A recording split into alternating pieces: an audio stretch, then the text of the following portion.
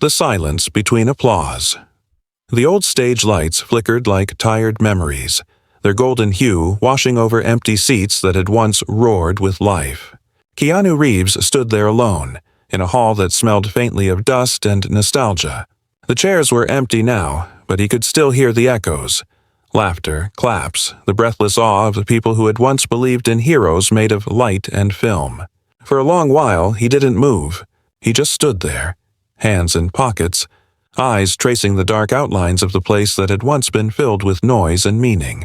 A janitor passed by quietly, recognized him, and nodded with a shy smile.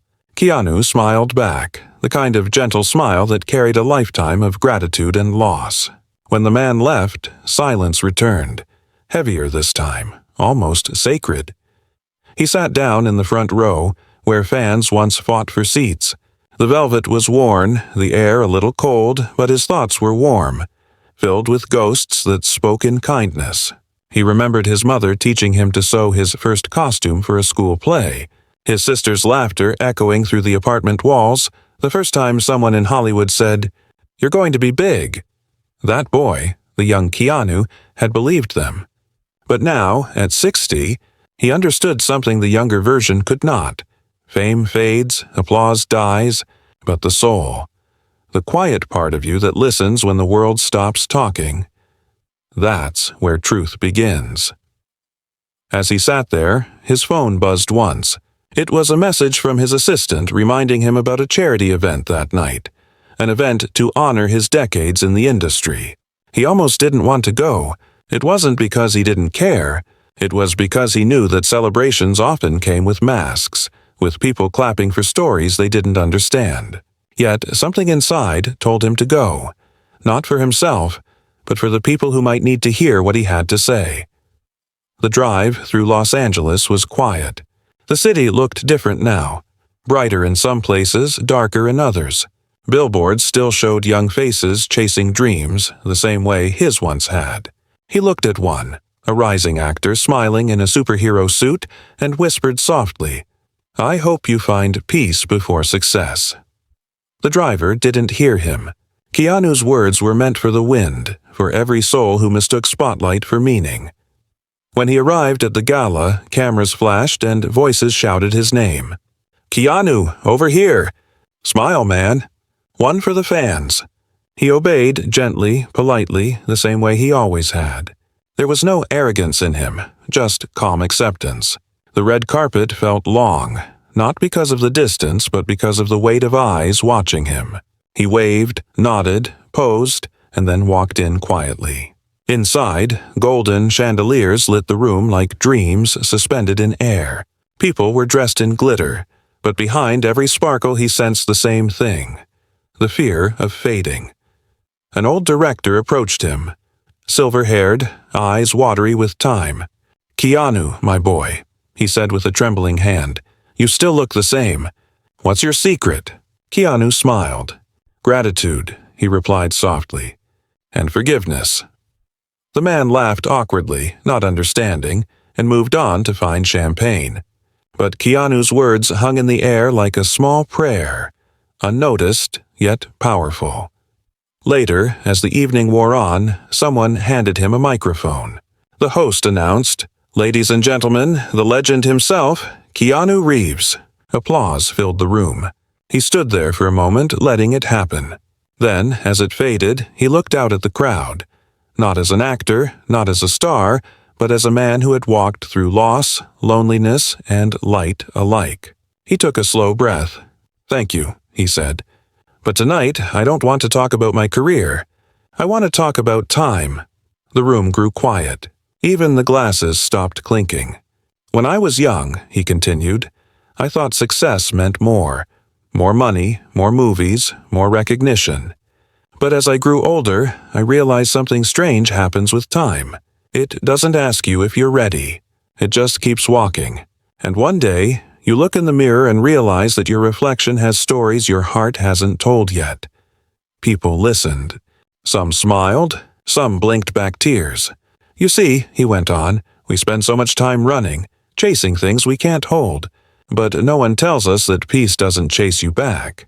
You have to stop to find it." He paused, scanning the faces before him.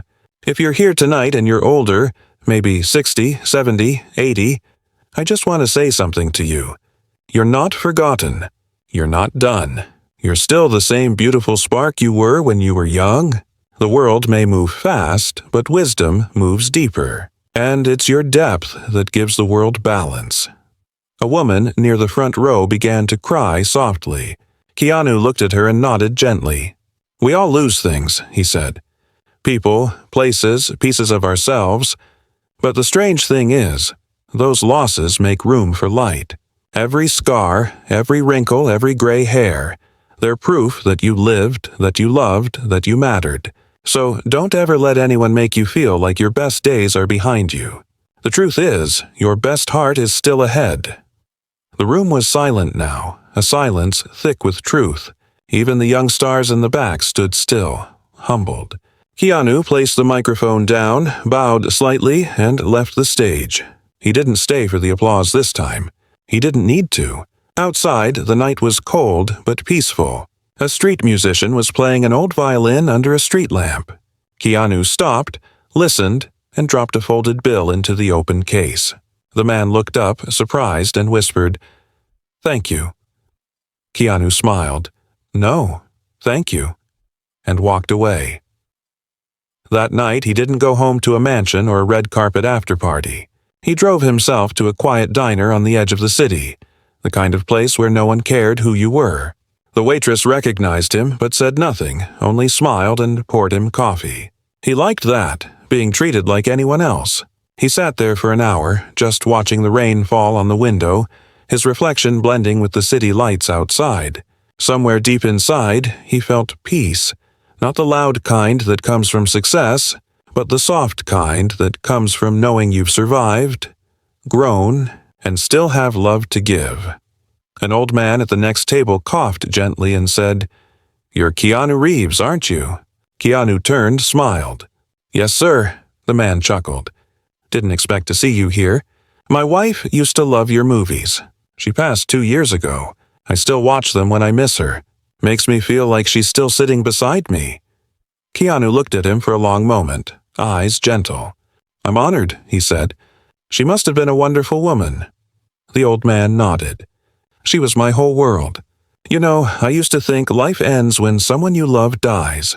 But now I think it just changes shape." Keanu placed his hand on the man's shoulder. "You're right," he said softly. "Love doesn't end. It just finds quieter ways to stay." The man smiled, eyes watery, and whispered, "Thank you." They didn't speak again after that. They didn't need to. The silence between them was full, alive with understanding. When Keanu finally stood to leave, he left more than a tip on the table.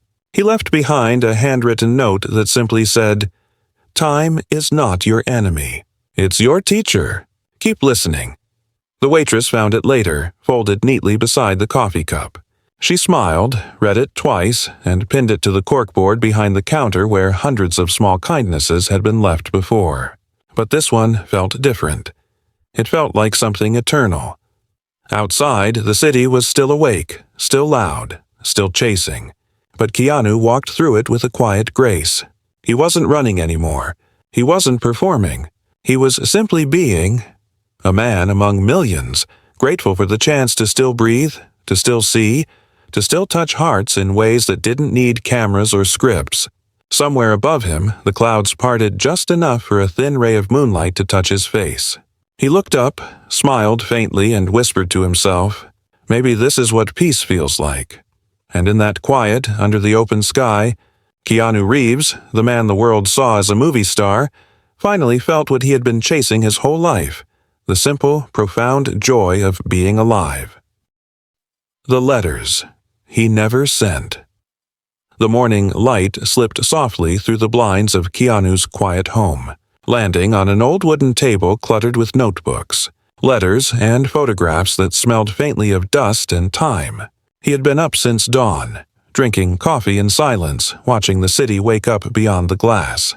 There was something humbling about mornings at his age, a calm awareness that every sunrise was a new mercy. For years, he had lived with a kind of peaceful solitude, one that didn't ache but instead whispered. He had learned to listen to that whisper, to let life breathe without forcing it. But this morning felt different. There was a restlessness inside him, not of regret, but of purpose unfulfilled. After last night's speech, messages had flooded in from around the world. People wrote about how his words touched them, how they felt seen for the first time in years. But one message caught his eye. An email from a small community center in Oregon that worked with seniors struggling with loneliness. The woman who ran it had written, "They don't need charity, Mr. Reeves. They need connection. If you ever find yourself wanting to share time instead of money, our doors are open." He read it twice, smiled, and whispered to himself, "Maybe it's time to listen again." By noon, he was on the road, driving north on an open highway where the mountains stood tall like guardians of forgotten dreams. The wind pressed against his car, the sky stretched endlessly, and for the first time in a long while he felt like he was going somewhere that mattered. When he arrived, the building wasn't much. A small brick hall beside a park with a hand-painted sign that read, "The Evergreen Center for Life Stories." The name made him smile. Inside, the air smelled of coffee, paper, and laughter mixed with medicine. An elderly woman with silver curls and kind eyes greeted him. "Mr. Reeves?" she said, surprised but warm. "Keanu," he corrected gently. "Please, just Keanu," she laughed. "All right then, Keanu. Welcome. We've seen your movies 100 times, but I didn't think I'd see you walk through that door." He smiled, hands tucked in his jacket. "Neither did I." She led him into a small room filled with seniors sitting in a circle, some in wheelchairs, some with canes, all with eyes bright and alive. They were in the middle of a group session, each person taking turns reading something they had written about their lives. One woman read about losing her husband in the war. A man spoke about rebuilding a home after a fire. Another about learning to paint at 73. There was pain, yes, but also laughter, the kind that shakes free the dust of sorrow. When Keanu was introduced, the room fell quiet. They clapped politely, some whispering, "That's really him." He sat down among them, crossing his legs, leaning forward as if ready to listen. Truly listen. "Thank you for letting me join you," he said softly. "I don't have a story written yet, but I'd love to hear yours." A woman named Margaret, small and sharp-eyed, asked, "Why would a man like you come here? You've got everything, fame, fortune, youth still left in your face. What could you possibly need from us?" Keanu thought for a long moment before replying. "Maybe I came here to remember what can't be bought. You've all lived through things that no movie could ever capture. I've spent years pretending to be people I'm not. Maybe it's time to learn from those who were never pretending." The group fell silent, moved by the sincerity in his tone. The meeting went on for hours. They shared, he listened. Sometimes he laughed, sometimes he cried quietly, unnoticed. When it ended, they invited him to come back, and he promised he would. But that night, back in his small guest room at a nearby inn, he couldn't sleep. The stories lingered in his heart like the sound of ocean waves, steady, powerful, endless. He took out an old leather notebook he carried everywhere and began to write. Not for a movie, not for the world, but for himself. At the top of the page, he wrote, "Letters I never sent." The first was to his younger self. He wrote, "You think time will always wait. It won't, so love people while you can. Tell them you care before silence does it for you." Then he wrote to his mother, "You were right, Mom. Kindness is never weakness. It's the last real strength." Then one to an old friend long gone, "You taught me laughter even when the world was cruel. I still hear it in my heart." As the hours passed, the pages filled.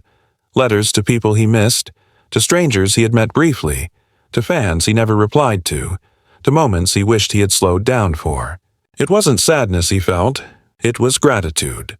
Every face, every loss, every pause, they had all shaped the man he had become. The next morning, he returned to the center. He brought breakfast and coffee for everyone, insisting on serving it himself. When one of the men tried to stop him, saying, "You don't need to do that," Keanu smiled. "Maybe I do." He poured, listened, laughed, sat beside them like family. Slowly, the seniors began to open up more deeply. They talked about how the world forgets you after a certain age, how phones stop ringing, how people stop asking about your dreams. Keanu looked at them and said, "Maybe the world forgets because it's afraid of silence. But silence isn't the end. It's the beginning of truth." From that day, he began visiting every week. They started a storytelling circle called Echoes of Light, where each person wrote one story a week about something they wished others would remember. Some were about love, others about mistakes, forgiveness, second chances. Keanu shared, too, stories not of Hollywood, but of heartbreak, resilience, and small joys. One day, a man named Walter, 90 years old, former carpenter, handed him a wooden box he had made himself. Inside was a small note that read, "For all the people you'll remind that they still matter." Keanu looked up, eyes moist, and whispered, "Thank you." That box became his most treasured thing. More than any award or script, months passed, and the small center began to change. People from around the world started visiting after hearing about the actor who listened. Journalists came, but Keanu refused interviews. "This isn't a story about me," he'd say. "It's about them, the people who still have something to teach the world." But quietly, he began recording the sessions, not to publish them, but to preserve their voices. He wanted the next generation to hear wisdom spoken by those who had lived, not by those chasing fame. And as he edited the recordings late into the nights, he realized something profound, that he wasn't saving their stories. They were saving him. One evening, after another long day of laughter and tears, Keanu stood outside under the stars with Margaret beside him. She looked at him and said, "You know, Keanu, the world calls you a movie star, but to us, you're just one of the lights." He looked up at the sky where countless stars shimmered and said, "We all are, Margaret. We just forget to shine when the world stops clapping." She smiled, squeezed his hand, and whispered, "Then keep reminding us." And he did. That night, as he drove back to the inn, he pulled over by a quiet lake. The reflection of the moon danced on the water like a memory that refused to fade. He took out one of his letters and read it aloud to the wind. "To everyone who thinks their time has passed, it hasn't. The world still needs your voice, your story, your light. Because one day, when the young forget what kindness sounds like, it's your echo that will remind them." He folded the letter carefully, set it on the dashboard, and smiled. In the distance, the first light of dawn began to bloom, and in that stillness, Keanu felt a peace that was not about endings or beginnings, but about purpose, the kind that comes when a man realizes his greatest role was never on screen, but in the quiet moments where he helped others remember who they were. The Bridge of Time. The rain had just stopped when Keanu Reeves stood before the old community center once again, its red bricks glistening under a gray morning sky. Months had passed since he first walked through its doors, and in that time, the Evergreen Center had become something much larger than he or anyone there had imagined. The seniors who had once gathered in quiet circles now welcomed visitors from around the world. Students, travelers, artists, and dreamers, all seeking what the world outside had forgotten, stories that mattered. The walls of the center were now covered with photographs, handwritten notes, and framed letters from people whose lives had been touched by the movement they had unknowingly begun. At the top of one wall hung a wooden plaque carved with the words, "Echoes of Light." Beneath it, a quote from Keanu, "Every life is a story worth retelling, even if the world isn't listening." Keanu walked slowly through the hallway, nodding to familiar faces. Walter was there sanding another box for the newcomers. Margaret was helping a young filmmaker set up her camera, and Ruth, who had once been too shy to speak, was leading a poetry class. The laughter was gentle but alive, the kind that healed more than it entertained. When Keanu entered the main hall, everyone clapped softly, not out of fandom, but gratitude. He raised his hand, smiling humbly. "No applause," he said softly. "We're all just students here. That day was special." A foundation from New York had reached out, offering to help turn the Echoes of Light project into something global. They wanted to film interviews with seniors across the country to preserve their wisdom for future generations. The thought both humbled and frightened him. Fame was easy. Purpose wasn't. Fame gave you attention. Purpose demanded your heart. The representative, a young woman named Clara, arrived that afternoon. She was in her late 20s, bright-eyed, full of the kind of restless energy he once had. "Mr. Reeves," she began, but he interrupted gently. "Keanu." She smiled. "Right, Keanu. We've seen what you're doing here, and it's beautiful, but it deserves to be seen by the world. We can help you build a platform, record these voices, share them with millions. You could reach more people than ever before." Keanu listened quietly, then asked, "Will it still be about them, or will it become about us?" She hesitated, then replied honestly, "That depends on how you guide it." He nodded slowly. "Then I'll help. But we do this with integrity. No scripts, no edits that change meaning. Every wrinkle stays, every tear stays. The truth doesn't need filters." She agreed, and so, the Echoes of Light Foundation was born. It began as a small traveling project, a few cameras, a van, and a team of volunteers who believed in the simple power of listening. Keanu sold part of his car collection to fund the journey, quietly, without headlines. When people asked why, he smiled and said, "Because stories are better investments than engines." They began their first trip in a small town in Montana. The seniors there were farmers, teachers, nurses, ordinary people with extraordinary pasts. One man, James, had lost his sight at 60 but continued to teach children by touch and sound. "When you can't see," James told Keanu, "you start noticing what people don't say. Silence has colors too." Another woman, Esther, had been a nurse during the war and spoke of holding hands with soldiers who didn't make it home. "They always ask the same thing," she said softly. "Did my life matter? And I always told them yes, even when I wasn't sure.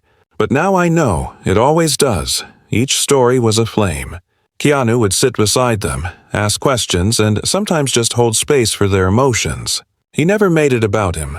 When the cameras stopped, he'd often stay behind, helping to fix a chair, making tea, or simply sitting in silence. The crew noticed that sometimes, when he thought no one was watching, he'd whisper a small thank you to the empty room before leaving. It wasn't for the person he'd just interviewed, it was for life itself. As the months passed, the project grew. Videos of the interviews began to circulate online. Millions watched, cried, and wrote letters. They said the voices reminded them of their grandparents, their lost parents, or the versions of themselves they had forgotten in the noise of the modern world. Keanu received thousands of messages, some from teenagers who said they started talking to their elders again. Others from seniors who said they had found hope to live another year, but success brought challenges too. Large studios offered to buy the rights. Sponsors wanted to turn it into a commercial series. They offered him millions. He turned them all down. "The moment we sell their truth," he told Clara, "it stops being truth." She nodded, proud but worried. "You know that means this might never make money, right?" Keanu smiled faintly. "Good, then it'll stay pure." During one stop in Arizona, the team visited a retirement home where most of the residents had no families left. There, Keanu met a man named Harold, who had once been a jazz musician but lost everything to addiction before finding recovery at 65. He played an old saxophone for Keanu, its sound broken yet beautiful. "Music's like life," Harold said after playing. "You can mess up every note, but as long as you keep breathing, you can still finish the song." Keanu nodded, deeply moved. Later that night, as they packed up, he told Clara quietly, "That's the lesson right there. We all keep playing, even when the melody changes." One evening, they held a small outdoor screening at a park, projecting the recorded stories onto a large white sheet. Dozens of seniors sat wrapped in blankets, watching their own faces on screen, some smiling, some weeping. When the video ended, no one clapped. Instead, they stood in silence, hands joined as if honoring something sacred. Keanu stood at the back, tears glistening in his eyes. He whispered, "This is what humanity looks like when it remembers itself." After the screening, a young boy approached him, no older than 12. "Mr. Keanu," he said shyly, "I watched those stories with my grandpa. He never talks, but tonight he told me about his childhood for the first time." "Thank you." Keanu bent down, smiling softly. "You don't need to thank me, kid. Just keep listening to him. One day, those stories will be your roots." The boy nodded seriously, as if accepting a lifelong mission. Back at his hotel room, Keanu sat on the balcony, notebook open, rain softly tapping against the railing. He began writing again, not letters this time, but reflections. We live in a world that measures success by how loud you are. But real success is the peace that comes when you don't need to prove anything anymore. He paused, looked up at the stars, and whispered, "Maybe this is what I was meant to do all along. Not to act, but to remind." In the months that followed, the Echoes of Light project spread to other countries. From Canada to Japan, from small villages in Italy to mountain towns in Peru, elders shared their memories. Stories of resilience, laughter, loss, and hope. Keanu couldn't visit them all, but his spirit traveled through the volunteers he trained personally. Every time a new story was recorded, a small wooden box, like the one Walter had made, was placed beside the storyteller. Inside, they would drop a note with their message to the next generation. Some were only a few words. "Be kind. Don't rush. Love bravely." When the boxes were full, Keanu had them sent back to Los Angeles, where they were kept in a quiet museum dedicated entirely to the project. The public was allowed to visit, but there were no tours. No tickets, just open doors and silence so people could listen freely. The media began calling him the actor who gave time a voice. But Keanu never gave interviews about it. When asked at a film premiere, he said simply, "I just listened to people who deserved to be heard. That's all." And in a way, it was. He had found something far greater than fame, a bridge between generations, between noise and stillness, between life and meaning. Late one night, after months of travel, he returned to the Evergreen Center. The building was quiet now, the lights dim. He walked through the hall slowly, touching the photographs on the walls, hearing echoes of laughter and stories that once filled the air. When he reached the wooden plaque, he placed his hand over it and whispered, "We did it." Then he turned and noticed something new, a framed photo of himself surrounded by the seniors taken by Clara months earlier. Beneath it, someone had written, "He didn't come to teach us how to live. He came to remind us that we still are." Keanu stood there for a long time, smiling through tears. Outside, dawn began to rise again, the same gentle gold that once fell on an empty theater. But this time, the light didn't fall on emptiness. It fell on a legacy. The last performance. The autumn wind carried a softness that morning, the kind of still air that only visits a city once it has learned to slow down.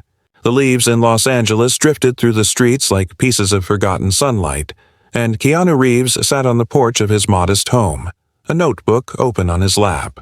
His hair, now streaked with quiet silver, moved with the breeze.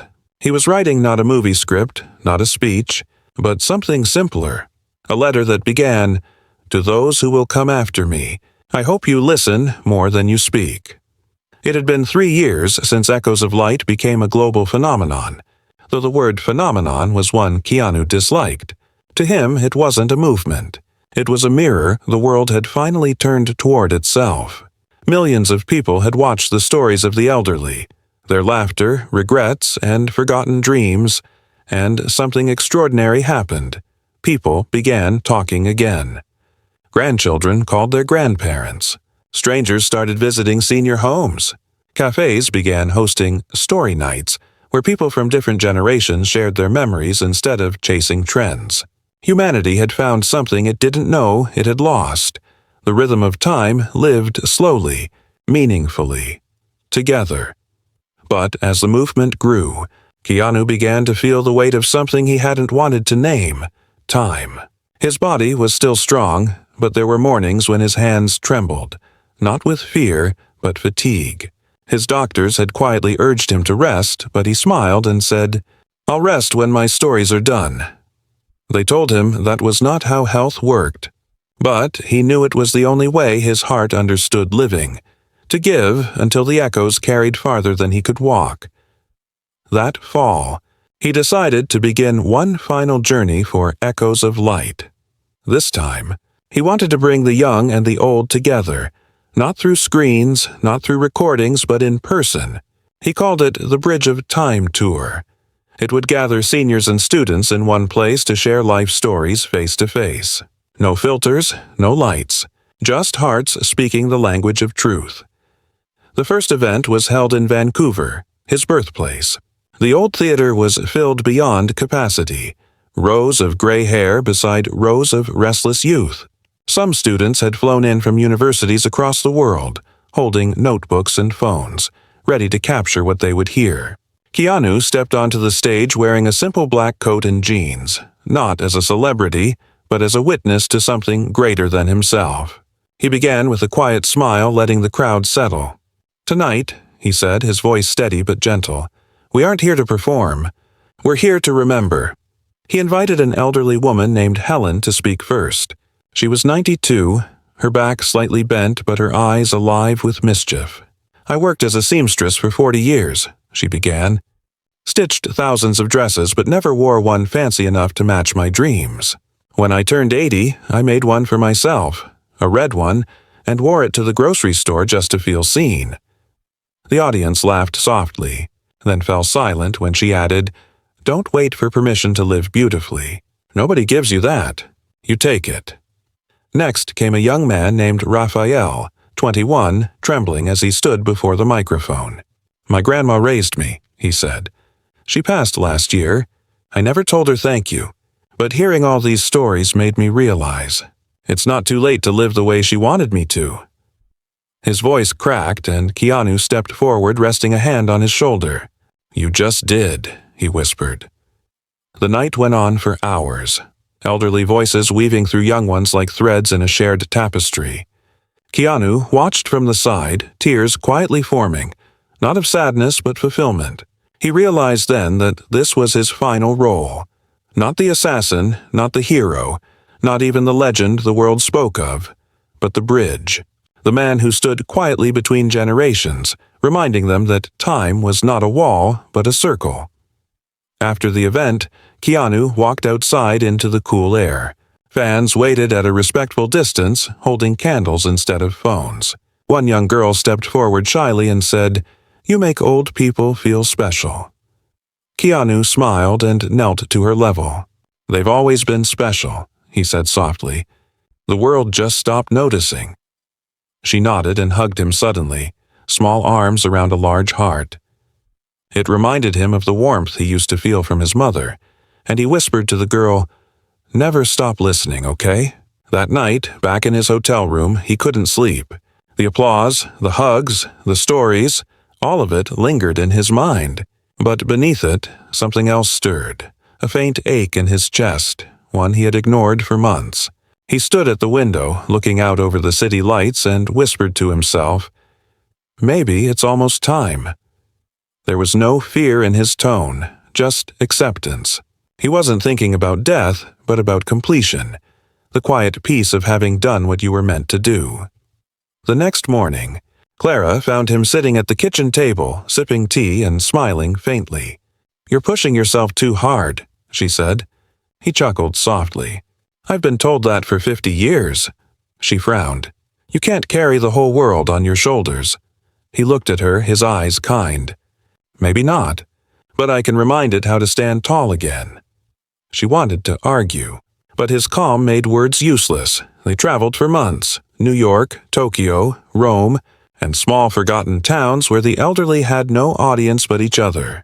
In every place, Keanu sat on the floor with them, laughed, cried, listened. Sometimes he'd tell stories from his own life, losing his best friend, his family, learning that grief doesn't fade but becomes music that plays softly in the background of your days. The audience listened not to a movie star, but to a man stripped of all illusion. And in that truth, they found themselves. One evening in Kyoto, after a gathering at an old temple, an elderly monk told him, You have spent your life chasing stillness, but you were the stillness all along. Keanu smiled faintly. Then maybe I can rest soon. The monk placed a hand on his heart and said, Rest is not the end of movement. It is the perfection of it. When he returned to Los Angeles, winter had settled in gently. The Evergreen Center stood glowing with new lights, expanded, filled with new voices. Inside, hundreds of letters from people around the world decorated the walls. Letters from those who had reconciled with their parents, forgiven old friends, found meaning in aging. Keanu read some of them quietly, smiling through tears. One note from a woman in Italy said, Your project made me call my father after 20 years. We spoke for 6 hours. He died 2 days later. Thank you for giving us our last words. That night he gathered the original group, Margaret, Walter, Ruth, Clara, and sat with them by the fireplace. They talked for hours, not about death but about legacy. Margaret said, You know, Keanu, when you first walked in here, we thought you came to teach us. Turns out you came to learn. He laughed softly. I think that's what life really is. A long lesson in learning how to love better. As the night grew late, they sat in silence, watching the flames. The warmth felt like an old friend's embrace. Keanu leaned back, eyes closing, and whispered, If I could tell the world one last thing, it would be this. Don't wait for endings to feel grateful. Every breath is a beginning. Outside, the wind picked up again, carrying the sound of laughter from the streets. Children, elders, voices intertwined. And somewhere in that sound, in the gentle rustle of leaves and life, the message he had carried for decades finally took root in the world he loved. That kindness, once given, never fades. It simply changes form and keeps echoing forever. The final message. The winter sun lingered weakly over Los Angeles, painting the sky in soft shades of gold and gray as if the heavens themselves were hesitant to say goodbye to the day. Inside the quiet of his home, Keanu Reeves sat beside the window, a blanket over his knees and a notebook resting gently in his lap. He had always been a man of motion, riding motorcycles, traveling for films, walking through crowds with that quiet humility that made him invisible despite his fame. But lately, his body had been asking him to slow down, to listen to the rhythm of his own breath. It wasn't illness that weighed on him. It was the simple truth of time. His doctors called it exhaustion, but Keanu knew it was something deeper, something inevitable. Life was asking him to pause, not to stop, but to reflect before his next great role, the one beyond the screen, beyond applause, beyond time itself. Clara visited often now. She had become more than a project partner. She was family. Every morning she brought fresh tea and a stack of letters that continued to pour in from around the world. People from every corner of the globe still wrote to him, not because he was a movie star, but because his project had become a beacon of something real. They called Echoes of Light the world's memory, and they treated it like sacred ground. There were stories from old farmers, young dreamers, grieving mothers, and lost sons, all thanking him for reminding them that their voices still mattered. He would read a few, smile softly, then place them in the wooden box Walter had once made. Another echo, he would whisper. One afternoon, Clara noticed the way his hand trembled as he lifted his cup. You need to rest, Keanu, she said gently. He chuckled faintly. I am resting, just slower than most. She sighed, sitting beside him. You've done enough. You've given the world everything. He turned to her, his eyes calm and kind, carrying the depth of a man who had made peace with his story. No, Clara, he said softly. I've shared what I've learned. But the world still needs to hear what I've felt. There's a difference. She frowned slightly. What do you mean? He looked out the window, where the evening light touched the hills like fading memories. I mean, it's time for one last message. Not a film, not a speech, something real. Something for everyone who's ever wondered what it all means in the end. Over the next few weeks, he began recording his final message. He refused a studio. He wanted it simple. The setup was just a small wooden chair, a camera, and soft afternoon light spilling through a window. The team didn't script anything. He spoke freely, from his heart. It wasn't a goodbye. It was a conversation between an old soul and the world that had watched him grow. He started by saying, "Hello, my friends. If you're watching this, it means you've lived long enough to know that life isn't about how fast you go. It's about what you notice along the way. I've spent 60 years learning that the quiet moments matter most. The ones where no one's watching, where you choose kindness even when it doesn't pay you back, where you forgive even when no one apologizes. That's where real strength lives." His voice was calm but carried the weight of experience, the kind of tone that didn't demand attention but earned it through honesty. He continued, "When I was young, I thought love was something you found.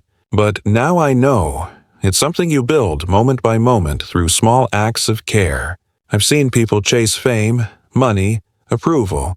I've chased it too. But when the lights go out and the noise fades, you realize none of it means anything if your heart isn't at peace." He paused for a long moment, his gaze steady, as if he were seeing every person who had ever watched him. "To every senior out there who feels forgotten," he said, his voice softening, "I want you to know, you are not invisible. You are history walking. You are living libraries of love, loss, courage, and grace. The world may have changed, but the world still needs you. You are the roots that keep the rest of us from drifting away." Then he smiled faintly, that same gentle smile that had melted hearts on screens for decades. "And to the young ones," he continued, "remember this. One day you'll be old too. Don't fear it. Don't rush it. Grow into it. Every wrinkle will be a line in your poem. Every gray hair, a candle still burning." He leaned forward slightly, lowering his voice as if sharing a secret. "I've learned that the greatest thing a person can do is leave behind kindness so strong it outlives them. That's immortality. Not fame, not money, not your name on a building, but the warmth people feel when they think of you." When he finished, there were tears in everyone's eyes. Clara's, the cameraman's, even Keanu's. He laughed softly, wiping his face. "Guess I'm still a little human after all." Then he looked at the camera one last time and said, "Thank you. For listening, for remembering, for existing. My time here is just a story, and every story ends. But echoes never die." The recording ended there, and silence filled the room. A silence that felt alive, full of reverence. In the days that followed, his health continued to decline. The press didn't know, and he wanted it that way. He spent his mornings in the garden, tending to the small patch of earth he had grown fond of. Birds gathered near him, unafraid, and he often spoke to them softly, saying, "You're lucky. You don't need to understand time to live in it." He read books, revisited letters, and sometimes walked to the Evergreen Center, sitting quietly among the people he had once inspired. They greeted him not with pity, but with the warmth reserved for old friends. One day, Margaret came to visit, now frail but still sharp as ever. She brought with her a small envelope. "You once told us to write letters to those we never thanked," she said. "I wrote this one for you." Keanu opened it slowly. Inside was a short note in her elegant handwriting. "You didn't just remind us that we mattered. You reminded us that love doesn't retire." He looked up, his eyes glassy. "That means more than any award," he said. She smiled faintly. "That's because it's real." Later that evening, Clara found him sitting at his desk, writing again. She asked, "Still working?" He nodded without looking up. "Just one last thing." When he finished, he folded the paper and handed it to her. "When I'm gone," he said softly, "read this to them." She didn't ask who "them" meant. She already knew. A few weeks later, Keanu's strength began to fade noticeably. The doctors came, nurses stayed, but he resisted being confined. "Don't cage me with care," he told Clara. "Let me live in peace." So she did. One night she found him asleep by the fireplace, the soft glow illuminating his face. He was breathing slowly, peacefully. In his hand was his old notebook, open to a final line that read, "Kindness is the only thing that doesn't age." He passed away quietly that night, without pain, without drama. just a man completing his story with the same grace he had lived it. When news broke days later, the world didn't mourn with noise but with silence. People across the globe lit candles, shared stories, and replayed his message over and over. The video he had recorded became one of the most watched in history, titled simply, "I Need Every Senior to Hear This Right Now."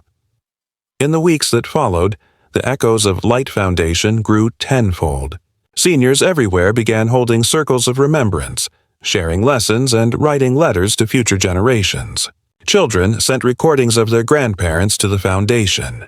The movement had become unstoppable, carried not by celebrity but by sincerity. At his memorial, Clara stood on stage holding the letter he had given her. She unfolded it slowly, her voice trembling as she read, "If you are hearing this, don't cry for me. I didn't leave. I became the silence between your words, the warmth in your memories, the echo in your kindness. Keep telling stories. Keep loving. Keep listening. And when your own time comes, go peacefully, knowing that you were never forgotten." The room was silent except for soft weeping. Then, one by one, people began to stand, not to applaud, but to promise. They raised their hands, palms open, symbolizing the giving of kindness. And just like that, his final wish came true. That night, as the stars stretched across the sky, people all over the world sat by their windows, whispering the same words he had once spoken. Echoes never die. And somewhere beyond the veil of time, if you listened closely, you could almost hear his voice, gentle, timeless, eternal, carrying through the wind. Thank you for listening. The echo that never ends. Years passed, and yet it seemed as if time itself had softened since the day Keanu Reeves left the world. The seasons no longer felt rushed. People moved slower, spoke gentler, and listened longer. Across continents, cities, and quiet villages, his message lived on, not in billboards or documentaries, but in the quiet actions of ordinary people. His death had not ended echoes of light. It had immortalized it. It was no longer just a foundation or a project. It had become a philosophy, a way of being, a quiet revolution of empathy that reached into the hearts of millions who had grown tired of the noise of modern life and longed to rediscover the rhythm of the human soul. In Los Angeles, the Evergreen Center had become something almost sacred. Where once there had been a small room of storytellers, there now stood a vast hall filled with voices from every generation. The walls were covered in handwritten letters, each one beginning with the same phrase, "Dear future, I remember." Visitors from around the world came to read, to write, and to listen. The air always smelled faintly of old paper, coffee, and hope. On quiet evenings when the lights dimmed, recordings of Keanu's words played softly through hidden speakers. His voice, calm and reflective, would fill the silence like a prayer. Kindness is the only thing that doesn't age.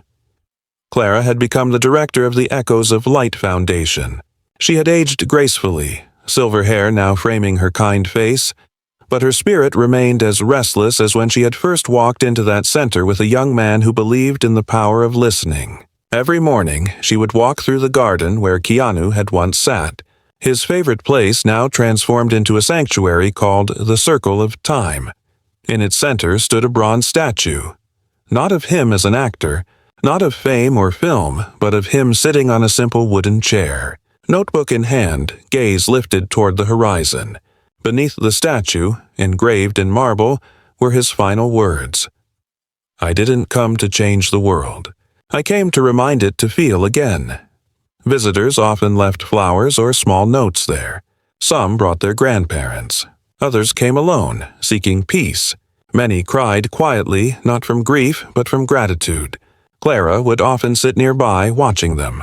One afternoon, a young girl approached her, clutching a worn-out letter. "My grandpa gave me this," she said shyly. "He wrote it after watching Mr. Reeves's video. He said it helped him forgive himself before he died." She handed it to Clara, who opened it carefully. The letter read, "I spent my life waiting to be proud of something. Then I realized pride was never the point. Love was. Tell whoever comes after me that it's never too late to be gentle." Clara folded the paper slowly, tears glistening in her eyes. "That's exactly what he wanted the world to learn," she whispered. The movement had spread far beyond the center. Schools began hosting Echo Days, where students would spend time interviewing seniors in their community, recording their wisdom. Hospitals introduced story hours in geriatric wards, where volunteers read old letters from strangers to those who had no family left. In nursing homes, television screens played Keanu's final message on loop, not as entertainment, but as comfort. His words had become a lullaby for the weary, a soft reminder that being remembered was not the same as being seen, and that being seen was not the same as being loved, but love could do both at once. Meanwhile, the Echoes of Light Archive, an enormous digital library, had grown into the largest collection of life stories in history. Millions of videos, letters, and voice recordings from seniors across the world were stored there. They called it the Human Constellation, a map of memories that spanned the globe. At its digital heart was Keanu's recording, the one he had made in that quiet room with sunlight on his face. It had become the most watched video of all time, not for spectacle, but for truth. Every time someone played it, they said it felt like he was speaking directly to them, as if time itself had stopped for a moment to remind them that they mattered. But what made his legacy eternal was not technology. It was transformation. Humanity had shifted. People started valuing stories over status, compassion over competition, and silence over noise. Celebrities began funding community projects instead of brand deals. Politicians quoted him in speeches. Monks, priests, and teachers used his message as part of their teachings. Even children knew his name, though not because he was a movie star. They knew him as the man who listened. Clara eventually decided it was time to document his journey in a film, but not the kind of movie Hollywood would make. This one had no actors, no special effects, no glamour. It was titled simply, The Listener. It was composed of real footage. Him at the Evergreen Center, sitting among seniors, walking through small towns, laughing with strangers. The film ended not with his death, but with an image of the empty chair in the garden, sunlight falling across it, and the sound of his voice whispering, "Keep listening." When it premiered, there were no standing ovations, no red carpets, just silence, then tears, then people holding each other.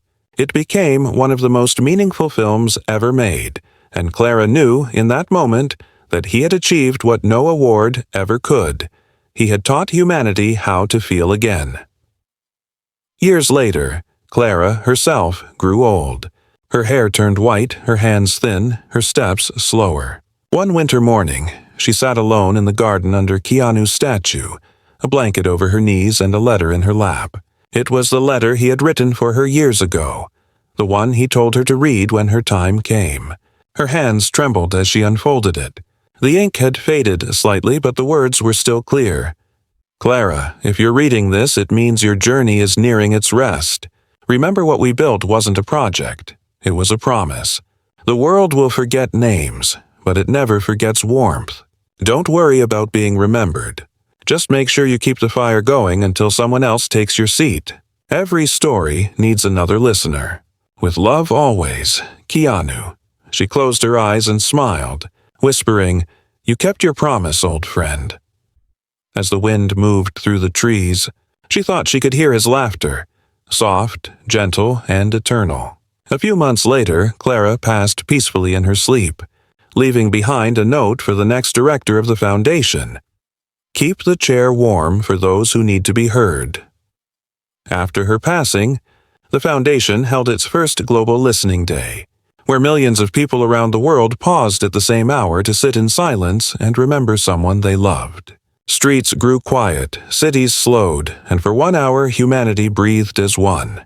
From the tallest towers to the smallest villages, there was no sound, only the shared heartbeat of a world that had finally learned to listen. In the following decades, Echoes of Light became as fundamental as libraries and schools. Children grew up understanding that storytelling was not art. It was medicine for the soul. Seniors lived longer, happier lives, surrounded by those who valued them. Loneliness, once an epidemic of modern times, began to fade. Love had found a language that no one could forget. And somewhere, in that eternal space where stories never end, one could imagine Keanu sitting beneath an endless sky, notebook still open, listening to the echoes of a world he had healed. Around him were the souls of all those he had touched, Margaret, Walter, Clara, and countless others, laughing, sharing, remembering. He smiled gently as he always did and said, "See, I told you, the story never really ends." Far below, on Earth, a young boy sat by his grandmother's bedside, recording her voice for echoes of light. She told him about her first love, her favorite song, the moment she met his grandfather. When she finished, the boy asked, "Do you think people will listen to me someday?" She smiled and stroked his hair. "Of course they will, because someone once taught the world how to listen." And as the stars above shimmered softly that night, one could swear they weren't stars at all, but the echoes of every story ever told, glowing in rhythm with the heartbeat of a universe that had finally learned the meaning of love.